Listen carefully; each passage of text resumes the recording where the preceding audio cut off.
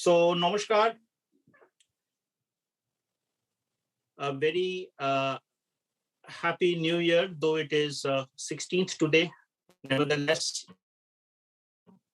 this is the first time we are meeting on the Anita Dialogues, and perhaps I should say, in a sense of melancholy, this is the final episode of the Anita Dialogue for the purpose that it was started.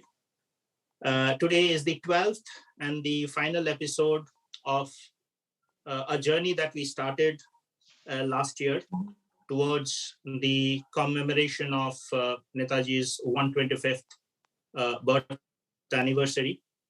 And I heartily welcome all the audience on this Zoom channel here. I am Shoaib Algiri, President, Champrati München EV. We are hosting this, and I am very, very privileged always, and doubly so this time. I will tell you the reason why, to have with me the person by whose name this event is being held. Welcome, Dr. Anita Puff, and together with her, welcome Dr. Martin Puff as well. Today is a very special day and hence a very special event. So without further ado, Dr. Puff, I will leave this floor to you because I wish you to help us talk a few words about what we have done and achieved so far in this 125th year of your father's birthday. And of course, the special significance and the special guests that we have for today's episode. Thank you very much, Shoaib, and welcome to all of you who are participating. Meetings in the series of the Anita Dialogues. This is the last one to round it up. And I'm very pleased that my nephew, Professor Sugata Bose, agreed to be our chief guest here today, because for a variety of reasons, which you will learn, it is very appropriate that he should be participating, particularly on this day. We purposely chose not to have the meeting on the 23rd of January because we always wanted to refer to specific other than the birthday occasions during all these months. And today is a very important date, or was a very important date in my father's life in 1941, as Professor Sugata Bose will tell us later on. I'm very pleased also that the expert is present. Hello, Lenny. Good to see you. And I hope that those of you who have participated in a number of the previous events have either been reminded of some of the familiar things or have learned some new aspects of my father's life. I think it was a very appropriate way of honoring him on the occasion of his 125th birth anniversary. And I'm thankful for those who participate, that they certainly are persons who I think not only admire and respect my father, and many of them also love him, but that there are also people who believe in the validity of most of his values and ideas. And I think we can certainly say that even 125 years after he was born, 75 years after India became independent, we have to realize that many of his ideas have not lost their relevancy. On the contrary, that some of the developments in India, but also throughout the world, are of a nature that can be potentially harmful for not only the people of one country, but humanity. I'm talking about the divisive forces which have been on the rise in many of the countries, and I believe that they are quite dangerous. And India, of course, has her own aspect of divisive forces. And if we think of Netaji and the INA, I think we can certainly say that they had a very different blueprint in mind for their country. So let me leave it at that. I hope you will enjoy today's meeting. Thank you. Those are inspirational words, and I think is a good summary of what we have we started or embarked upon doing. Incidentally, also on a landmark date of 7th of February in 2021, that is last year, and on that date as well was a date on which Netaji started or about to embark on that perilous submarine ride. So, two thrilling episodes of his life, one in episode 1 and the other in today's episode, is a kind of the markers that has defined this 12 episodes on his 125th anniversary run, which we have tried to use to decipher his life and legacy. As Dr. Paf said, who else but Dr. Sugata Bose, who is with us today, is the person who can help us bring more insights and information into that life and legacy that we have been trying to discover. It is only apt that we have had him in this last session in order to ensure that we are able to summarize the total life's achievements and milestones that we have seen through the last 11 episodes.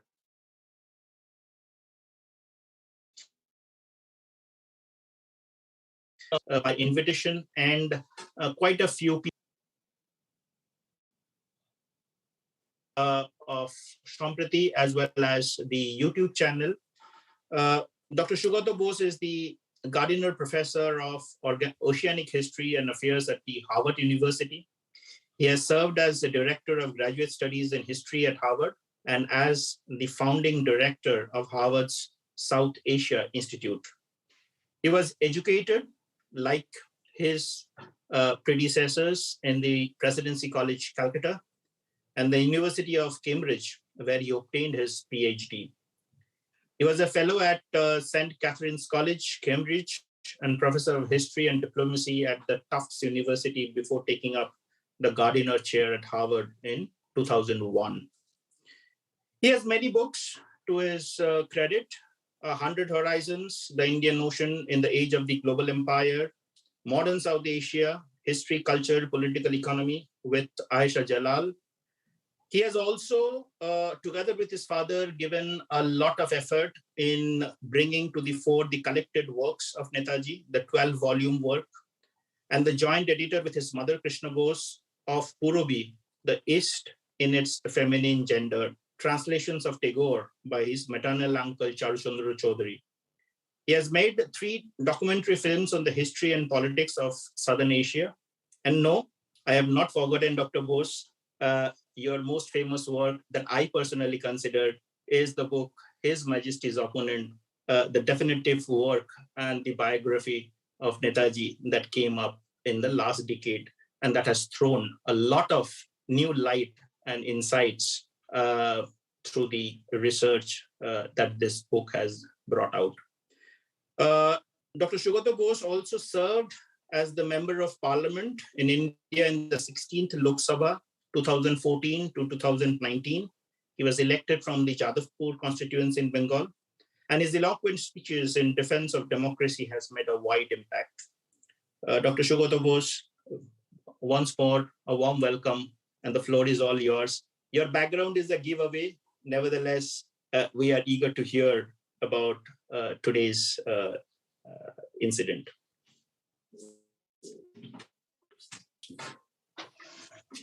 He is muted. You are muted.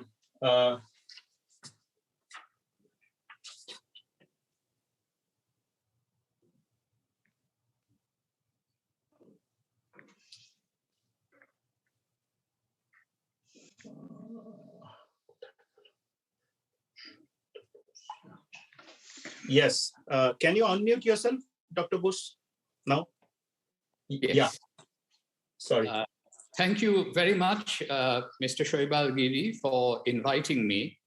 I'm truly delighted to present at the final episode of the Dialogues named after my very dear Auntie Anita. I'm joining you from Netaji Bhavan in Calcutta on a very historic day. My father, let me see if I can share my screen so that I can show you some. Yeah. Hang on, it's not it.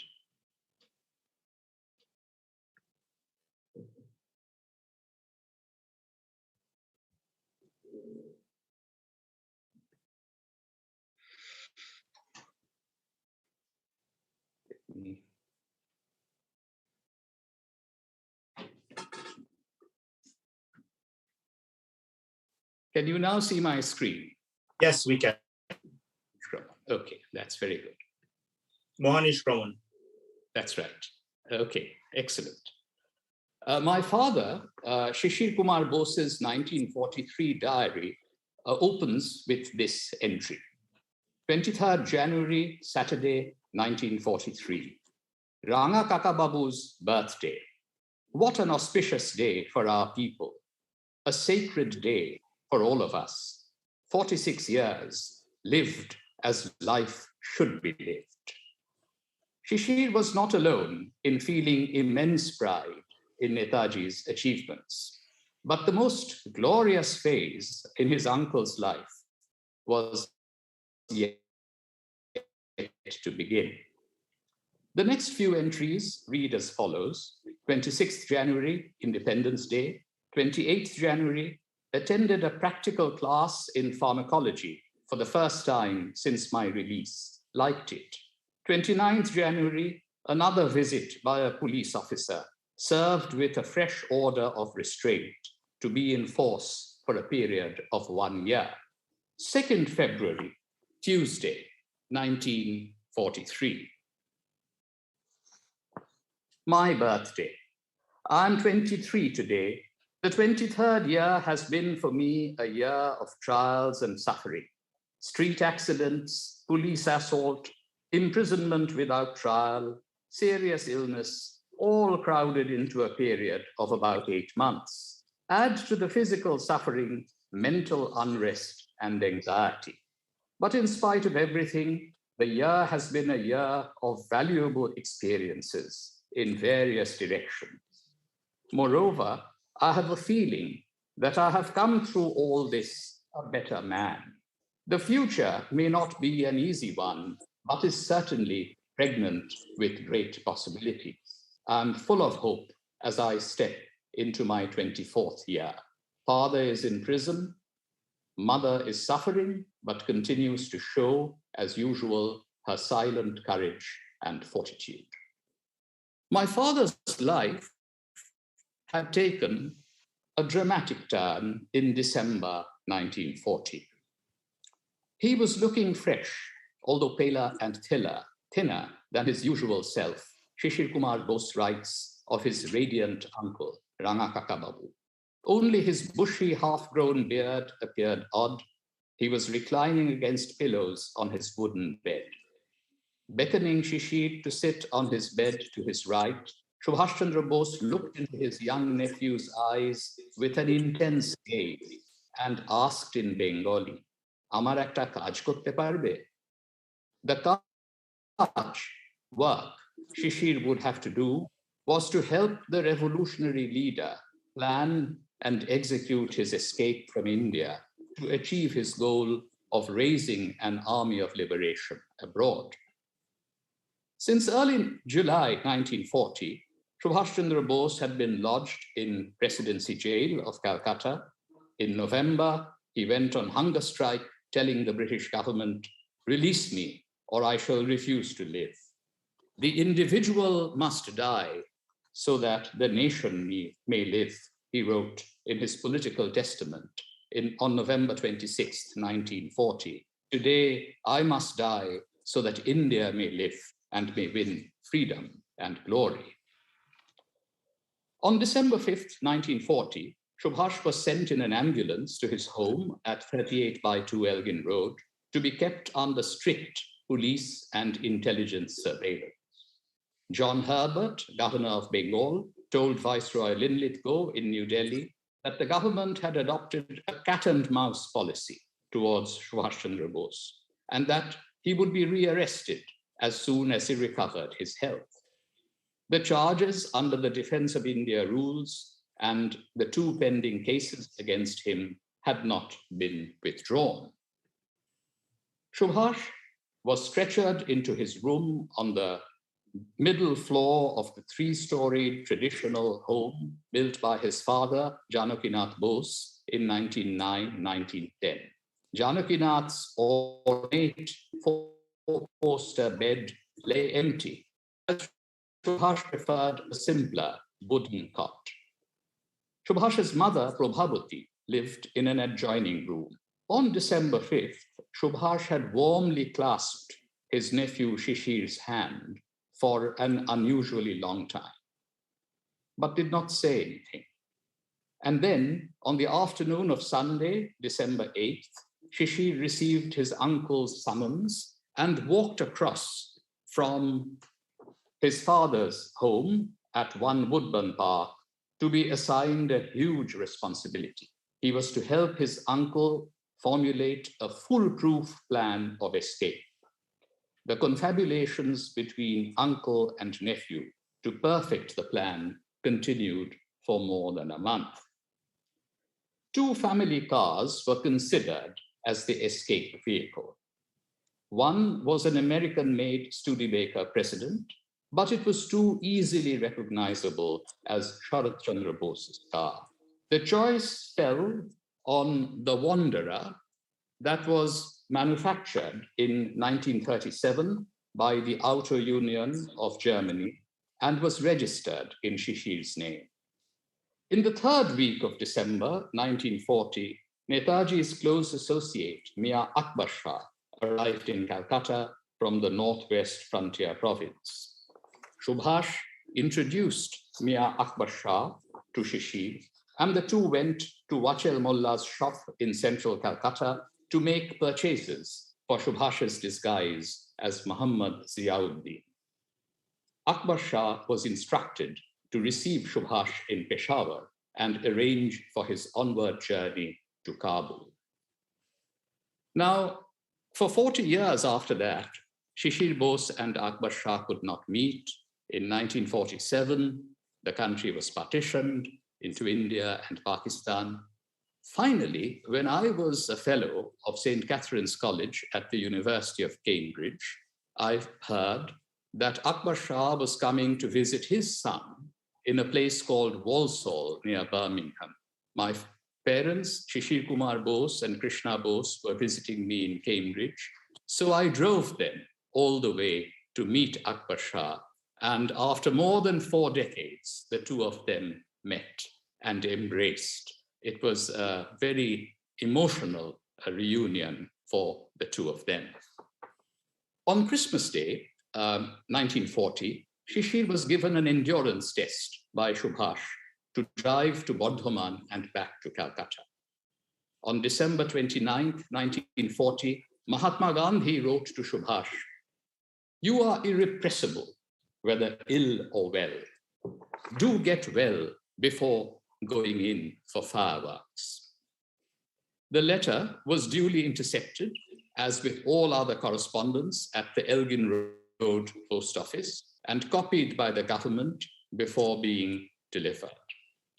Sharat Chandra Bose was briefed by Subhas about the escape plan as soon as he returned to Calcutta from a vacation. One evening, Shishir drove his cousin sister Ila to the Kali temple in Dakshineshwar on Subhas's instruction to quietly seek the Divine Mother's blessings for their endeavor. On the evening of January 16, 1941, exactly 81 years ago, Subhas announced at a ritualistic dinner with family members that he would meditate in seclusion for a few days and should not be disturbed. To hoodwink the British, it was unfortunately necessary to deceive relatives, including Subhas's elderly mother. On the night of January 16-17, 1941, at 1:35 a.m., Subhas Chandra Bose, disguised as Md Ziauddin, tiptoed out of his bedroom, walked the entire length of the north-south corridor, and came down the rear staircase where Shishir had parked the Wanderer car. Subhas sat on the left-hand side of the rear seat. Shishir took the driver's seat, banged the door shut, started the engine, and drove out of the house in the most natural fashion. He took a turn to the right on Elgin Road and again south on Allenby Road, now renamed Shishir Kumar Bose Sharani, before changing course towards the north. He drove all night along the Grand Trunk Road through Howrah, Chandanagar, Bardhaman, and the forest around Durgapur. They talked about many things, including De Valera's escape from Lincoln Jail. In the morning, they reached Barari near Dhanbad in the morning. That was in the morning of 17th. Subhas was kept hidden in Shishir's elder brother Ashok's bungalow in Barari during the day. Once night fell on January 17th, 1941, the Wanderer resumed its journey to Gomo railway station. "I'm off, you go back," Subhas said as he took his leave. Shishir saw him cross the overbridge with his usual majestic gait before disappearing into the darkness. The Delhi Kalka mail arrived at the station from the direction of Calcutta. Shishir waited until he heard the train steam off and then saw a garland of lights moving away and away to the rhythmic clatter of moving wheels. In Delhi, Subhas took the frontier mail to Peshawar, where he was received by Mian Akbar Shah.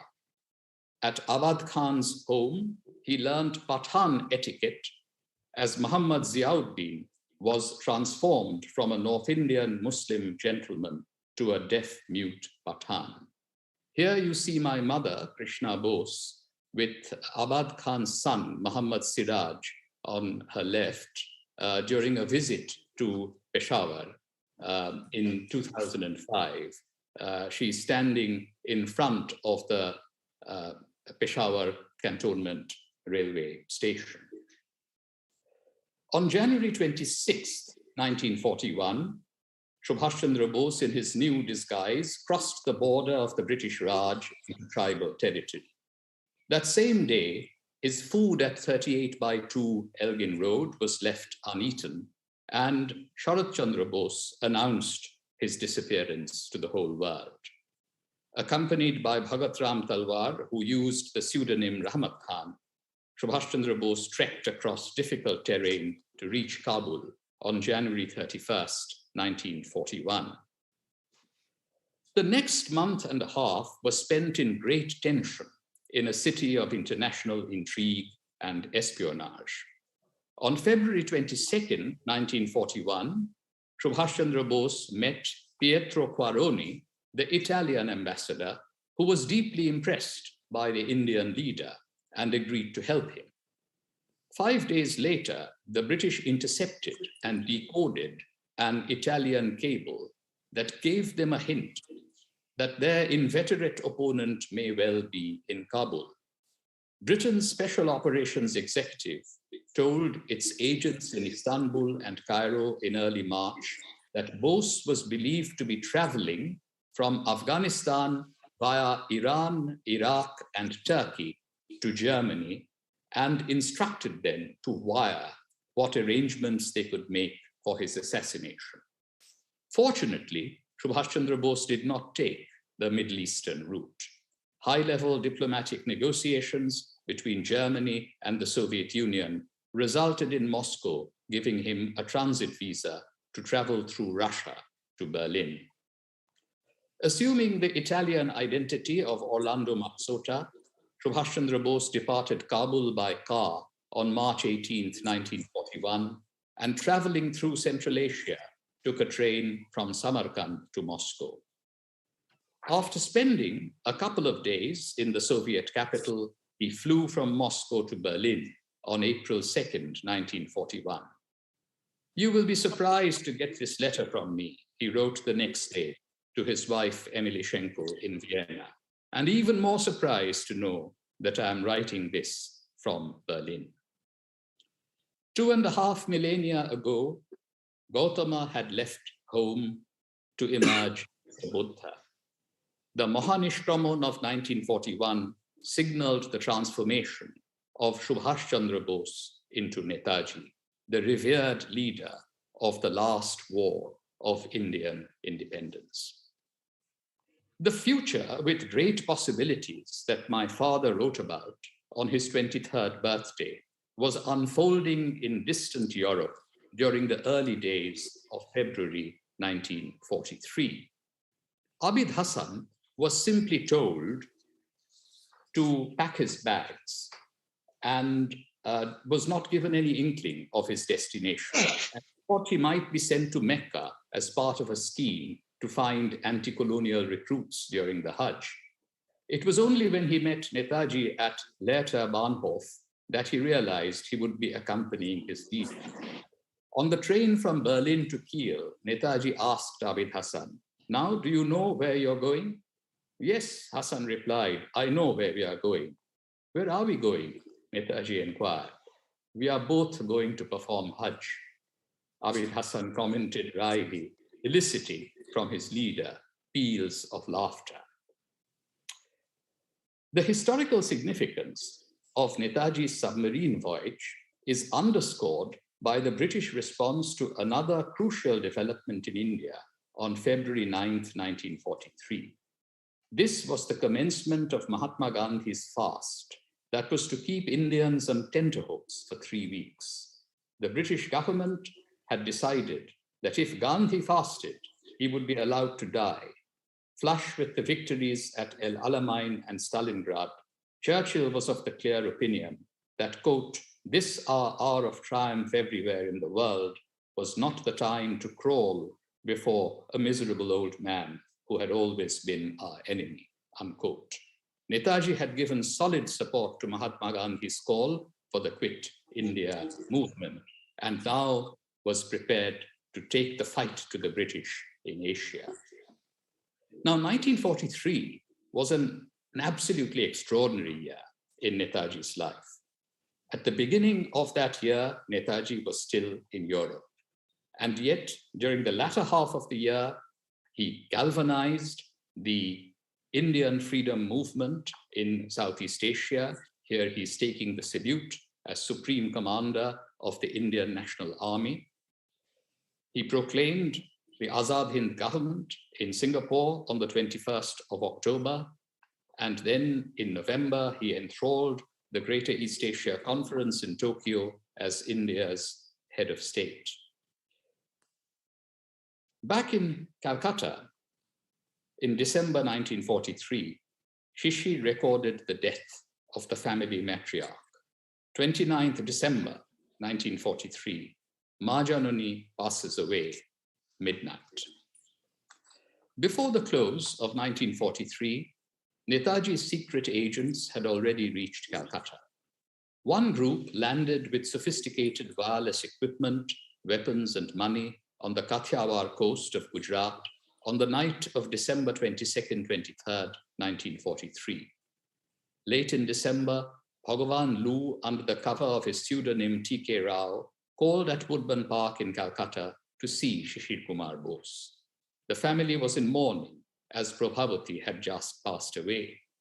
Rao handed Shishir a handwritten message in Bengali from Subhash on the letterhead of the Indian Independence League at 3 Chancery Lane in Singapore, dated Sri Sri Kali Puja, October 29, 1943. Now, Subhash had told both Sharat and Shishir that his messages in Bengali would be genuine, while those in English might be intended to mislead the British. Both Shishir and his mother, Vibhavati, recognized Subhash's handwriting. Shishir then put Rao in touch with those members of the underground organization, Bengal Volunteers, who had managed to stay out of prison. Netaji redeemed his promise of setting foot on Indian soil before the year's end by arriving in Port Blair on December 29, 1943, for a 3-day visit to the Andaman and Nicobar Islands. He paid tribute to the revolutionaries who had suffered there and likened the opening of the gates of Cellular Jail to the liberation of the Bastille. In January 1944, radio contact was successfully established between Calcutta and Netaji in Southeast Asia. One of the earliest messages transmitted did not contain any valuable military intelligence. It conveyed the news of Prabhavati's death. "You look tired," Debnath Das said to Netaji that evening. "No, I'm not tired," Netaji replied. "I heard today that I have lost my mother." In early January 1944, the headquarters of the Azad Hind government were moved forward from Singapore to Rangoon. Having first seen action on the Arakan front in February 1944, the INA moved into northeastern India towards Imphal and Kohima on March 18, 1944. With Kadam Kadam Barahaja on their lips, the INA crossed the Indo-Burma frontier and carried the armed struggle onto Indian soil. Netaji had successfully united Hindus, Muslims, Sikhs, and Christians in his truly national army, and that was probably his greatest accomplishment. The promised march to Delhi, as we know, was halted in Imphal. The British and Britain's Indian Army, with American air support, were able to break the siege of Imphal after 3.5 tense months and beat back the Japanese forces and the INA from the outskirts of Kohima as well. The military setback in Imphal by August 1944 was followed by a retreat speckled with a few determined rearguard actions by the INA in Burma during late 1944 and early 1945. Netaji retreated on foot from Burma to Thailand with the soldiers of the INA, including the women he had recruited, into a women's regiment named after the Rani of Jhansi, a heroine of the 1857 uprising. A dangerous trek under constant enemy fire in late April and early May 1945, it helped fortify his reputation as a selfless and fearless leader. On the morning of August 15, 1945, Cyril John Stracey arrived on the veranda of Netaji's Singapore bungalow with 6 models and rolls of paper containing designs for the memorial to the fallen heroes of the Indian National Army. Netaji examined them all and made his choice.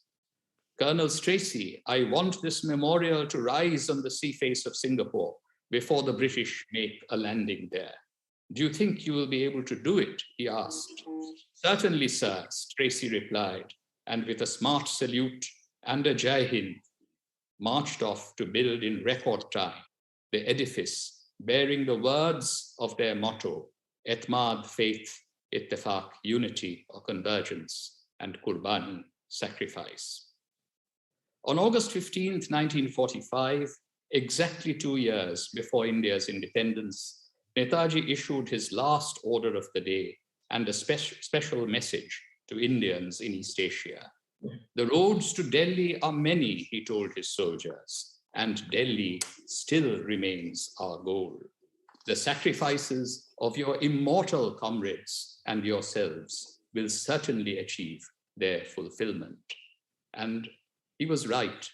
After the Red Fort trials, it became clear that he had been able to accomplish his strategic objective. "Never for a moment falter in your faith in India's destiny," Netaji confidently declared to his sisters and brothers in Southeast Asia. "India shall be free, and before long." He had said in Hindustani on the 4th of July, 1943, "Hum zinda rahe ya mare wo koi baat nahi hai. Sahi baat ye hai, ahm baat ye hai, Hindustan azad hoga." Whether we individually live to see India free or not, he had said, India shall be free. Jai Hind.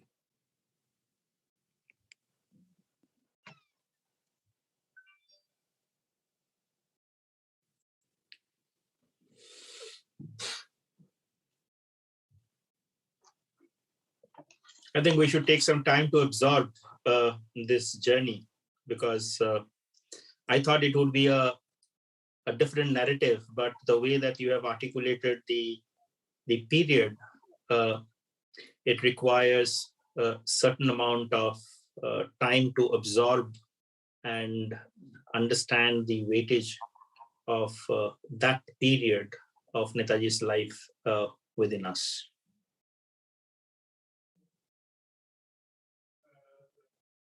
It is, of course, a very moving story. And even as I was narrating it, even though I know the story very well, one cannot help but just wonder about this extraordinary man, one man in the search for freedom.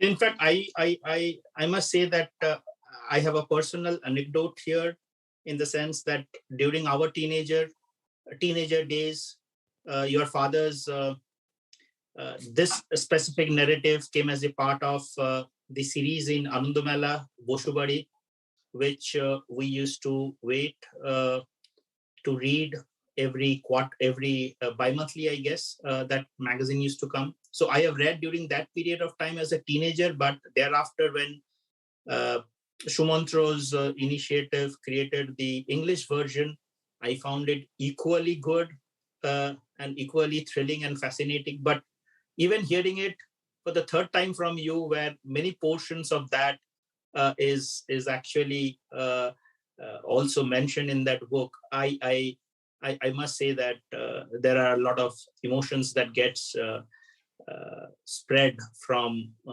that event. So what I would do is I will just do a time check, because I am fully aware that you are in Calcutta, and there are some COVID protocols that is holding the night curfew from 10 o'clock. But at the same time, there is this interesting card behind you, the same card that your father took. And there is also the fact that it is a Audi brand now, and Audi is 100 kilometers from where I am right now in Ingolstadt, though maybe, if I'm not wrong, this car was manufactured in Chemnitz in Germany at that point in time. Does this car run? Is it working condition? It is in working condition. It was restored a few years back with technical help from Audi. And in fact, every week, as part of the museum exhibit here at Netaji Research Bureau, Netaji Bhavan, the car is driven down the driveway up to the gate. And children who come here are absolutely thrilled to see this car move. In fact, after the restoration, then President Pranab Mukherjee came to unveil it, and I actually drove the car from the rear staircase up to the gate on that occasion. So that was your role play, kind of. Playing my father. Yeah. Wonderful. Dr. Bose, of course, we had also structured this session as a Q&A discussion, because we have many enthusiasts, as you know, who has joined all across. And I had also publicized it in the sense that you have a purpose of answering some questions as well. But at the same time, I can see that two great scholars are in the same frame, who, in my opinion, have written the two best books on Netaji, Brothers Against the Raj and His Majesty's Opponent. And hence, I can't leave the chance of having Professor Gordon come in here with any commentary from his side or any questions from your side? Professor Gordon? Yes, okay. I want to try to connect something that Anita raised in her opening comment and something that Sugata touched upon, and that is the fact that Subhas stood for, represented, expressed that there be an India that include all communities, and that religion, although he was privately a very religious man, that in public life, all communities should be represented with no prejudice against any particular community.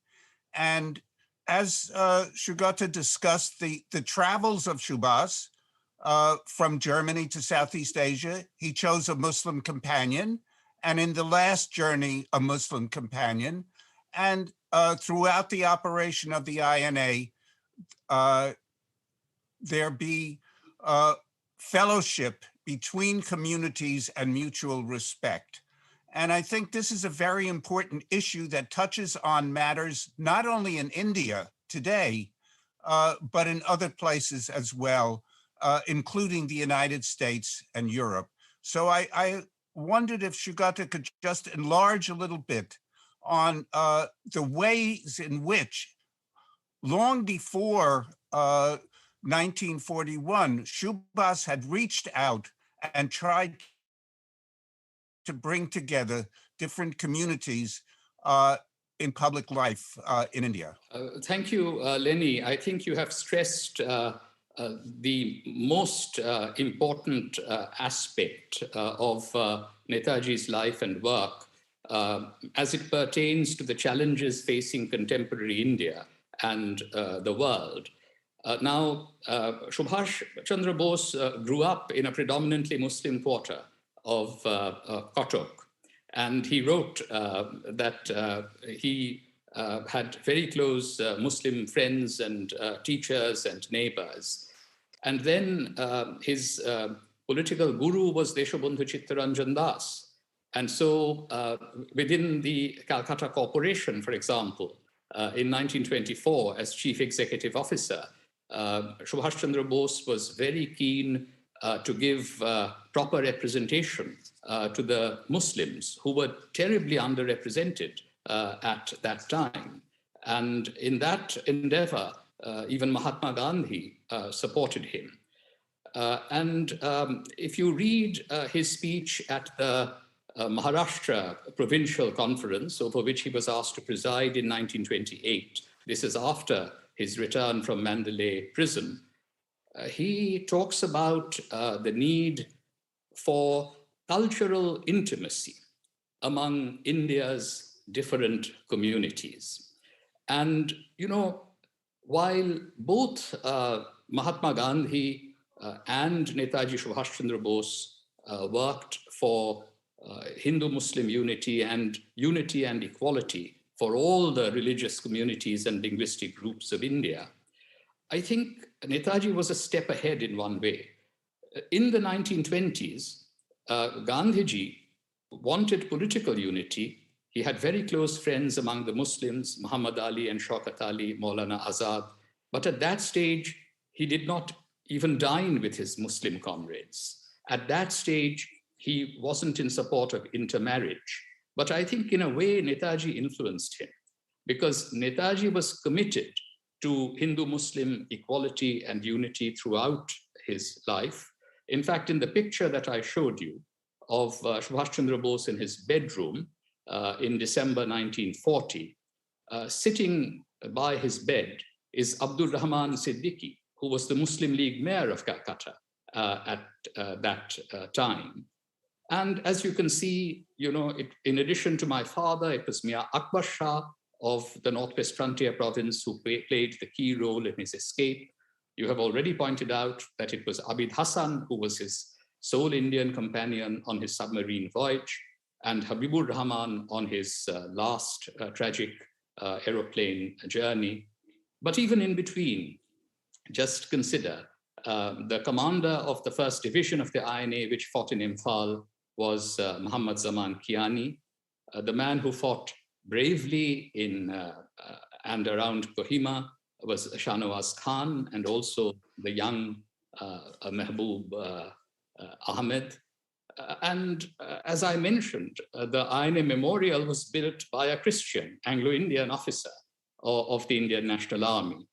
And of course, the British made a terrible error of decision by putting on trial 3 officers of the INA, 1 Hindu, 1 Muslim, and 1 Sikh.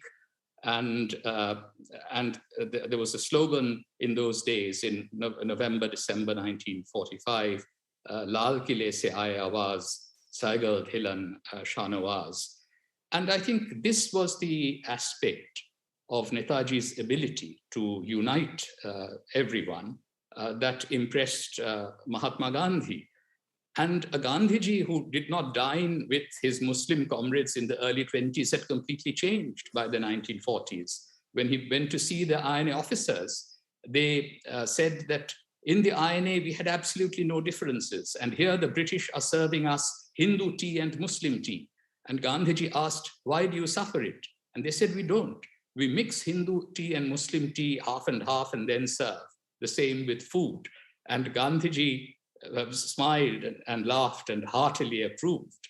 So, that was the spirit. And today in India, the atmosphere is so vitiated by the spreading of the poison of religious hatred. There are hate speeches that are being given, and those who are in government are not uttering a word in condemnation. This is not the way to honor Netaji Subhas Chandra Bose in the 125th anniversary of his birth. But I'm confident that the common people of the South Asian subcontinent will still follow the ideas that Netaji Subhas Chandra Bose had represented in his life of struggle. Thank you very much, Lenny, for bringing up this point and giving me an opportunity for elaborating on it.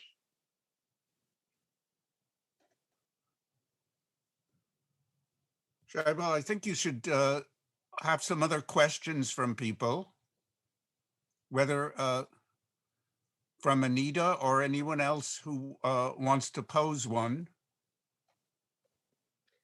Well, let me make one comment. Thank you, Sugata, for giving a very concise history of Netaji's escape from Calcutta, from his parents' home, to the end of his life. And I think you really presented this in a very gripping manner. Of course, his life had a lot of drama in itself, and I hope that this drama may help us also bring across the more emotional part, which touches people maybe more directly than a factual analysis alone, and bring across the idea of unity. And another aspect which as a woman, I would like to mention, of gender equality, because there are 2 aspects which I find very distressing in India today. One is the divisiveness along communal lines that you mentioned, and the other one, I always feel very much ashamed by the fact that India has the reputation not only of being the largest democracy, but being the country with the highest degree of violence against women. And the champion of gender equality, Netaji, would have been absolutely shocked and distressed about this. So I do hope that, at least for some people, the 125th anniversary will help them remember Netaji's ideas and ideals, and maybe give them an impetus to contribute in that direction. Yes, thank you for emphasizing that other aspect of his commitment to gender equality. Now, of course, there were huge personal sacrifices that had to be made, not just by him, but by your mother and you. You were left behind as a 2-month-old daughter when he went on his submarine voyage. And of course, our grandaunt Emily had come in January. She was present and in early February as well. And I know that in addition to the touching Bengali letter that he left for my grandfather, Subhas Chandra Bose, he also wrote a letter on the morning of 9th February, just before the submarine departed, which Nambiar brought back to our grandaunt Emily. And she was asked to stay on in Berlin for a while, just to show that everything was normal before going back to you in Vienna. But in his public life, he had always believed in gender equality. And just as I mentioned that he believed in the philosophy of cultural intimacy among India's different communities, something that went far beyond just tolerance, but getting to know each other, being intimate with one another. So also from the 1920s, he was talking about empowering 3 large communities: the laboring masses, by which he meant the peasants and workers, the depressed classes, by which he meant the subordinated castes, and the women of India. So gender equality was, in fact, very high on his agenda throughout his political life. Could I just add just a little footnote? You know, I've tried to write about Subhas Bose as well, and there was some differences between the brothers, rare but there, on women's education. And Subhas said high school and marriage. And Subhas said women should be allowed to develop their talents just as men develop theirs and should go as far as they can. And so the younger daughters of Subhas Bose went on to higher education. And this was the influence of Subhas Bose in a very personal and familial way as well. Okay. And maybe one aspect which I think formed him in a very essential way was the fact that he grew up in a country, in a part of the country which was predominantly Muslim. Sugata referred to the neighborhood in Cuttack, but also Bengal was, after all, the majority of Bengal was Muslim, and he experienced and learned very early to stand against the division which was attempted in 1905 already. Or not only in 1905, but 1905 in a more prominent manner. I have a few questions that had come from some people to whom we had asked to send questions. So I'm just referring their names because these questions have already been answered. Because I guess, Professor Gordon, you preempted this question, and Dr. Puff, you too. So this was in Bangla. So I will just put the Bangla first. Netaji Subhash চন্দ্রের সঙ্গে জওহরলাল নেহরু সম্পর্ক নিয়ে এত বিতর্ক কেন? শিক্ষাবিদ কৃষ্ণ বসু 2015 সালের April মাসে একটি নিবন্ধে লিখেছেন, যদি তিনি ফিরে আসতেন দেশের ইতিহাস অন্যরকম হতো। ধর্মের ভিত্তিতে দেশভাগ তিনি প্রতিরোধ করতেন। ধর্ম নিয়ে অতি মাতামাতি ভেদাভেদের দর্শনের রমরমা চলছে আমাদের দেশে। বর্তমান ভারতে সুভাষচন্দ্র বসুর প্রাসঙ্গিকতা কতটা? এটা লিখেছেন দীপেন্দু চৌধুরী, একজন সাংবাদিক। And I guess this was more or less the Bengali version of the polarization topic that you raised, Dr. Gordon, and Dr. Bose has already answered that. There is another question that has come. We talked about polarization. We talked about women's empowerment in Netaji's vision. There is one area which perhaps I just want a short comment from you, Dr. Bose, which has come from Mr. Tarun Kumar Sarkar in Calcutta. He says, in the context of present-day situation of our country, what could be Netaji's message to the people, particularly the youth of India?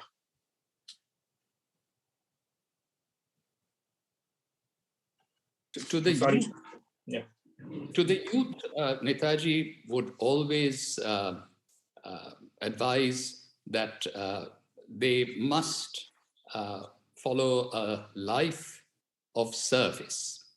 Now, no one can be expected to make the kinds of sacrifices that Netaji Subhas Chandra Bose did, but nevertheless, I think he would have wanted the youth of India to do well in their own careers, but at the same time, try to devote themselves to some degree to the service of the poor and obscure in their country. But I think in the present day context, I will really have to return to the theme that we have already emphasized. There is a very deliberate and determined attempt being made to promote the politics of religious majoritarianism. And I think Netaji would have firmly stood against that kind of an attempt, and he would have stood for equal rights for all. As you know, there was a completely discriminatory citizenship amendment act that was railroaded through Parliament. Netaji Subhas Chandra Bose believed in equal citizenship. Even if you think about the Azad Hind government, he not only united religious communities, he completely undermined the British theory of martial races and castes. So among the professional soldiers who joined the INA were many Punjabis and Pathans, but among the civilian recruits were people from South India, mostly Tamils. And we have seen how he also had a women's regiment in the INA. And he had a concept even of overseas citizenship.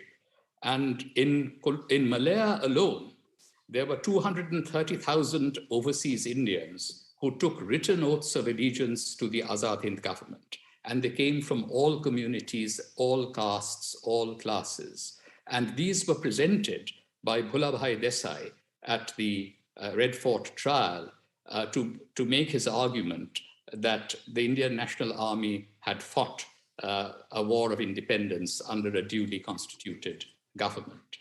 So really, equality and respect for all is the message that I think we have to adopt as Netaji's greatest ideal in the present context.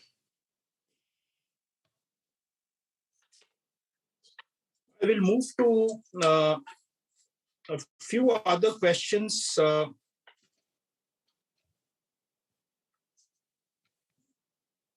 This one has to do with history, maybe a bit more specific than the issues that we talked about. This is coming from Mr. Alok Basu Chaudhary. And because I have two historians here, I have the possibility to ask this. He's raising the topic of Raja Mahendra Pratap Singh, who was the president of the Indian government in exile in Kabul during First World War. But later, during the formation of the Azad Hind Fauj and the Azad Hind government in Southeast Asia, he seemed to be keeping a distance, and the effort that he had put himself earlier in 1915, he seemed to be in a withdrawal mode. Any historical perspective on that specific behavior of Raja Mahendra Pratap Singh? I'm not sure whether this is a too specific question, but it has come, so I thought that I will put forward to you. Let me just say this, that during the First World War, there were attempts made to instigate mutinies among Indian soldiers. For example, in February 1915, all the way from Lahore to Singapore, there was a very serious attempt at trying to overthrow the British. There were also small-scale armed insurrections that were planned with the help of German and Turkish arms and so on. But these were repressed by the British. And of course, Raja Mahendra Pratap and Ubaidullah Sindhi, had set up a provisional government in Kabul, but that was a government announced by what could be described as a revolutionary cell. There were at least two major differences with the Azad Hind government that was proclaimed by Netaji in Singapore in October of 1943. One, of course, was the degree of international recognition that the Azad Hind government received at the time. But much more important is that this government had a very large civilian base of support. There were nearly 3 million Indians spread all across Southeast and East Asia, and an overwhelming majority rallied to the cause of the Indian National Army and the Azad Hind government. And in this context, the point that I just made a little while ago is pertinent, that, even in colonial Malaya, as I pointed out, at least 230,000 Indians took written oaths of allegiance. So that makes the Azad Hind government qualitatively different from attempts that were made during the First World War. So in short, Netaji Subhas Chandra Bose succeeded where the attempts of the period of the previous World War had faltered. Finally, I'll just say, not so much directly about Mahendra Pratap, but talk about another figure who went to Japan in 1915 and had played a major part in anti-colonial politics since the period of the First World War, in fact, even before. This is Rashbihari Bose. And Rashbihari Bose not only had the grace and dignity, but he also had the pragmatism to hand over the leadership of the Indian independence movement in Southeast Asia to a magnetic leader who could galvanize all of the Indians in Southeast Asia. So every day when I come to Netaji Bhavan, I actually hear the recording of Rashbihari Bose's speech on the 4th of July, 1943, where he's saying, "You might ask me what I have been in Tokyo for, or what present I have brought for you." And then he says, "Well, I have brought for you this present," pointing to Subhash Chandra Bose. So I think Rashbihari Bose did the right thing in anointing Netaji Subhash Chandra Bose, who was already by that time one of the top 3 leaders of the Indian nationalist movement, alongside Mahatma Gandhi and Jawaharlal Nehru. So he was the one who could, earn the trust of everyone in the Azad Hind movement. And also, as we've pointed out, he was the one who had the implicit trust of the minorities in a way that even Mahatma Gandhi probably did not. Thank you. The other small addition is that Mahendra Pratap did not have a base in India. Subhas Bose was recognized not only by the Indian diaspora, but also by foreign governments, because they knew that he had been the president of the Indian National Congress. He was widely supported and respected, whatever his differences with Gandhi. So that's the big difference that we see between First World War, sporadic efforts here and there, trying to smuggle arms into India, as was tried, and other efforts, and that of Subhas Bose during the Second World War. As a non-historian, I wonder whether there's not an additional aspect more from the psychological and social side. The general public, I think, was far more in support of the independence movement during the period when Netaji was active than during World War I. I think many of the people were more moderate, you might say, in their demands and their thinking. If you look at the generation of Netaji's father, or essentially also Gandhi, he was his contemporaries to some extent asked for less, I would say, than what the leaders in the 1930s and 1940s went after. Yeah. I am again conscious of the time and the fact that we have crossed the hour mark. I would just have one last question for you, Dr. Bose. This is a very pertinent question, in my opinion, in our times. We talked about the political polarization, and you would know that the fallout of the political polarization in India today is also resulting in polarization of the narrative around a Netaji. And there are millennials who are growing up in this society with a different kind of exposure to Netaji's history that is being perhaps available through them through WhatsApp, Instagram, social channels, rightfully or wrongfully. So what is your advice to the youngster generation who needs to grow up with the philosophy, the life, and the legacy of Netaji? Where and how should they start and sustain their knowledge about Netaji's teachings and work? How do they save themselves from the plethora of fake choices that they might be encountered with? The first thing that I will say to the younger generation is that focus on Netaji's life and work. Many years ago, my father, Shishi Kumar Bose, who drove his uncle on the Great Escape on this day, had written in an introduction to the proceedings of the first International Netaji Seminar that he lamented the development of what he called a strange and spurious Bose cult. And Leonard Gordon had the first essay in that volume, and he was wanting to have a sober appraisal of India's only soldier statesman in that book. And there were 10 sort of wonderful essays. And I want to say that that focus on life and work is extremely important because there has been a rather deliberate attempt by a small coterie, but supported by a section of the hard religious right, to denigrate Netaji.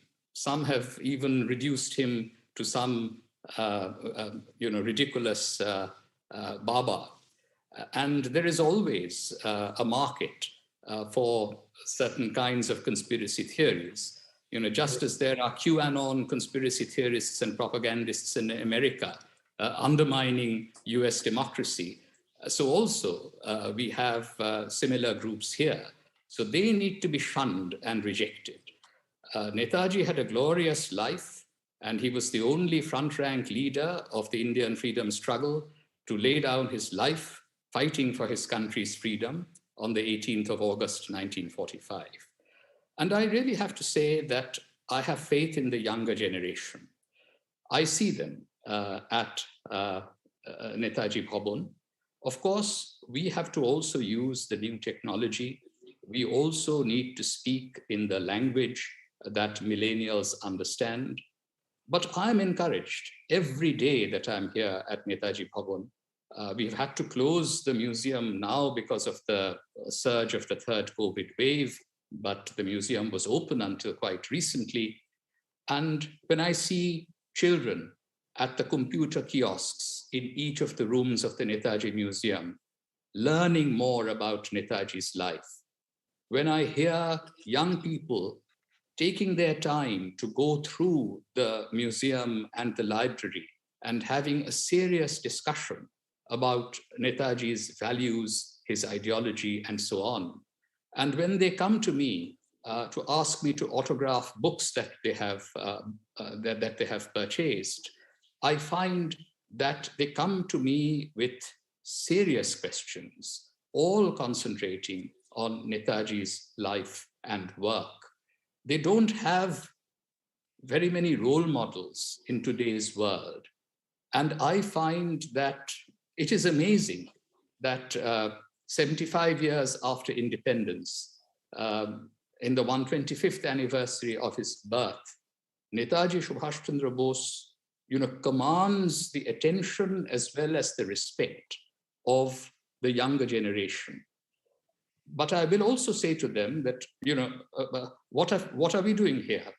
At the Netaji Museum, for example,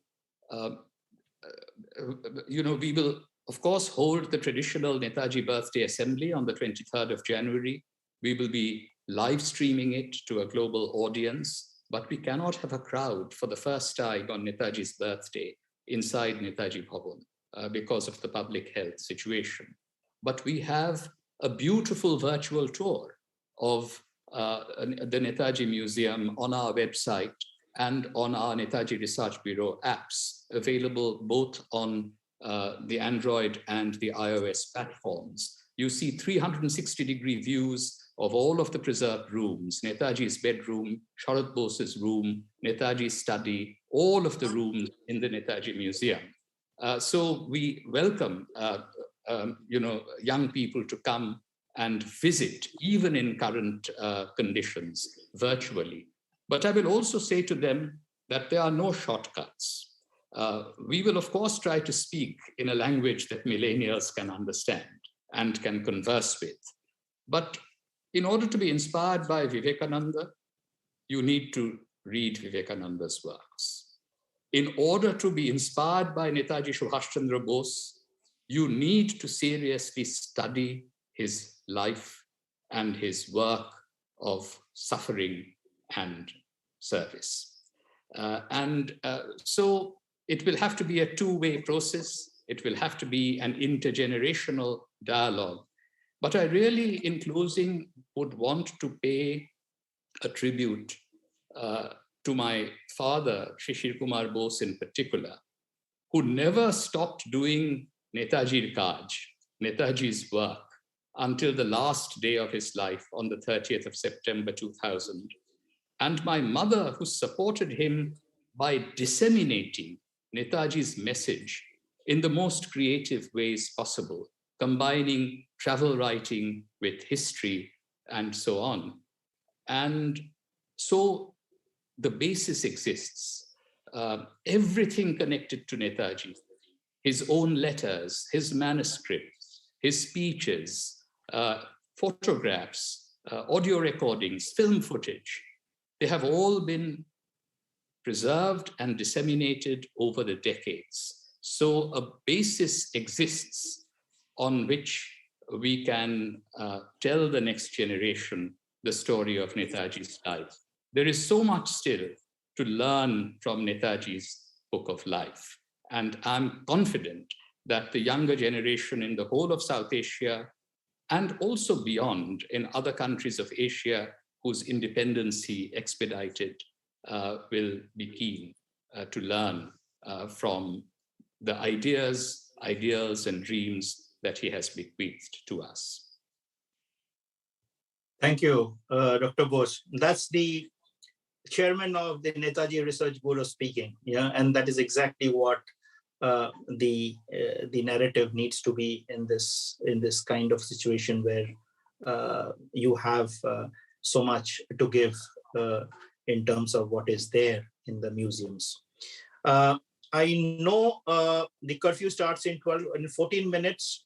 I will not hold you back, but I have a last couple of comments to take from Dr. Gordon, Dr. Puff, and of course, Dr. Martin Puff is silent. I definitely can't let him go without talking about his father-in-law, whom he never met. So, Dr. Bose, I don't know whether you would be able to stay back or not, but please feel free if the situation demands. I will take the risk. I think I can explain to the police of Free India that I'm, making a small escape from Netaji Bhavan to my home, and the reason why I was held up in Wonderful. case I breach the 10 p.m. curfew deadline by just a few minutes. Okay. So I will take quick closing comments. Professor Gordon, you started off in this Anita Dialogues very tentatively, and then you became a soul of this entire series. Today it is coming to an end. Your closing comments. I will miss you, but nevertheless. Okay, we can be in touch by email. Anyway, I'm glad that we finally roped Sugata in. I felt as if you and Anita and I were sort of holding up the fort until he could come and participate. I just want to underscore something that he said and which we brought up in the last session, and that is books and reading. Now, this is a very personal thing to me for this reason. I have two highly intelligent grandsons. One just hit 13, and he happened to share the birthday with Sugata's mother. So there was a tie there that was recognized every year on December 26th. And I have been on his case because video games and Instagram rule. And I have been telling him, if you want to move on in life, you have to read. And so the last session was about books.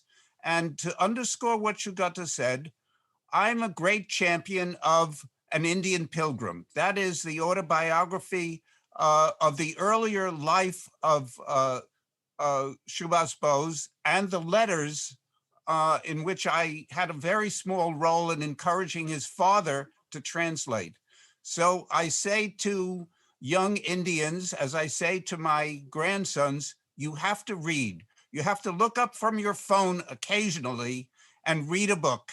And that will benefit you in the long run, even though the addiction to the phone is very powerful.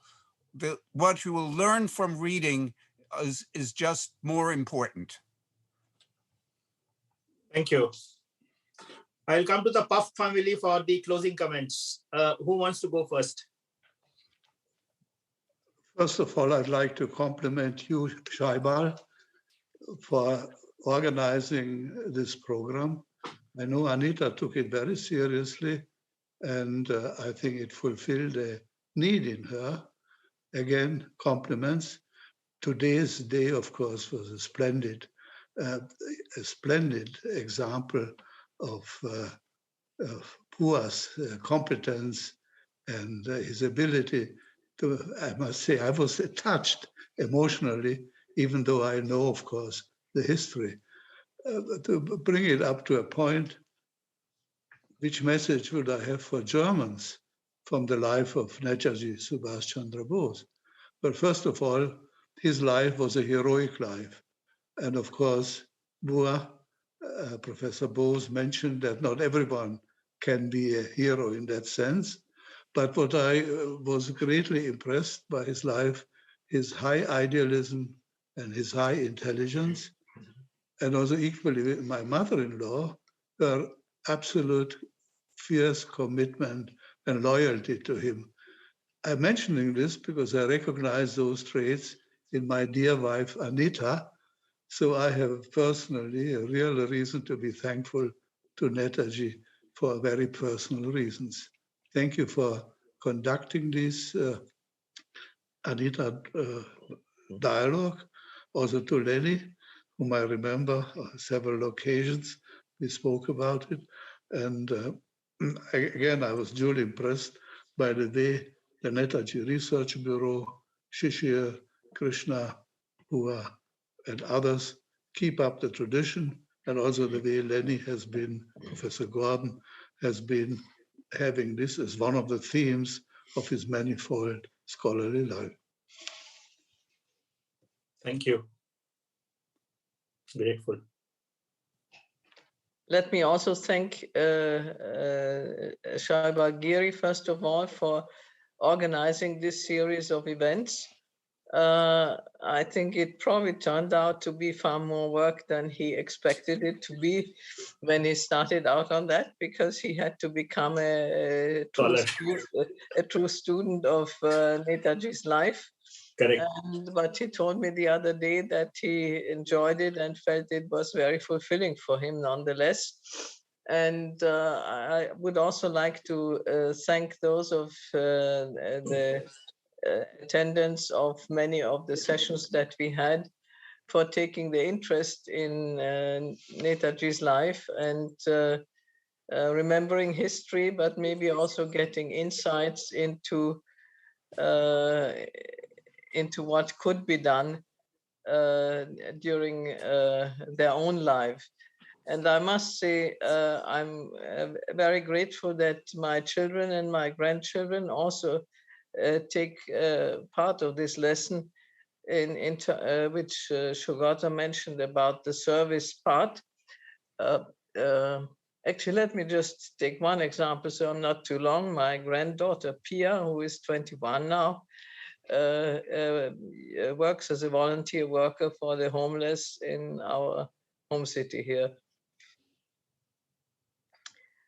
To attendees, I would like to say, take a lesson of the life of Netaji. And I think we had a presentation today, which was very professional by Sugata, who really sort of brought out the drama of the life very well in his presentation.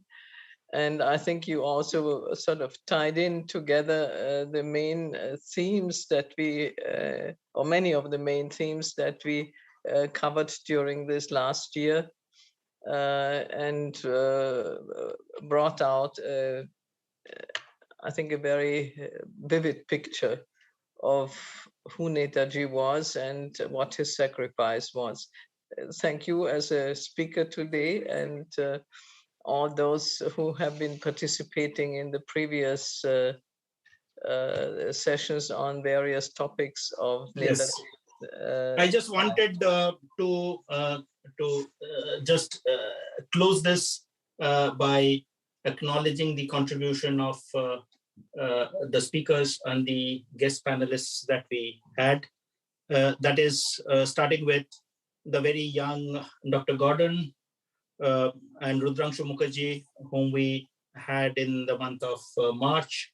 Then we had Lieutenant Bhatia Chaudhary from Rani Jhansi Regiment. Then we had Madhuri and Maya in the month of June. We spoke about Netaji in Europe with Dr. Jan Koolman in the month of July. August was a very fascinating episode. We held it exactly in the middle of the week on 18th of August. So we had again Professor Gordon, Dr. Shobhan Das Gupta, and Netaji scholar Mr. Shumeru Rai Chaudhary talking about and decoding the Taihoku air crash for the audience. And then we talked about the Azad Hind government. Sanjay Chaudhary, the grandson of A.M. Sahai, was with us. In the month of November, we had Dr. Anton Pelinka and Mr. Kiran Mukherjee helping us decoding Netaji in Berlin. Mr. Kiran Mukherjee's father was a part of the Indian Legion. And last but not the least, as Professor Gordon also mentioned, in the month of December, we talked about books and movies, and we had the renowned film critic, Dr. Shoma A. Chatterjee. Along with Dr. Sugata Bose, I wish to especially my personal thanks to all of you who contributed in making these individual episodes of the Netaji Dialogues, or the Anita Dialogues, successful and enriched us with your knowledge. And yes, it pegged me to read more, and I read more and more with every episode. So I think we will call it the end here. It is late evening in India. Thank you, Dr. Bose. You have still some more work to do. And it is morning again in New York. Professor Gordon, we will keep in touch. And Dr. Puffs and family wish you the coming week leading to the celebration, eventful and a great event. I know a lot of you are lined up for some functions next Sunday. So let's hope that whatever Dr. Bose talked about, preserving the legacy and how the youngsters can imbibe, will be the small takeaways that we have been able to contribute as a part of this exercise. At the end, I wish to just thank one person who has been also very silently beside me throughout this episode of the Anita Dialogues. He has not been visible in the front, but the whole Sampati family has been behind me, including the executive committee. And I want to thank especially Indranil, who has been the silent producer, who has arranged all the logistics, and the fact that we have not encountered any glitches in any of the 12 episodes is all thanks to his great efforts. So good evening, good night, and good day. And to the global audience who joined us, thank you and stay tuned. These recordings will be available on our Facebook and YouTube channels, not just this one, but the 12 episode. And therefore, even if you didn't get a chance to see any one of them, these are rich with contents. And I believe that this will come to use one day under a situation where you might need them. So this is Shoibal signing off, and thank you once again. Jai Hind.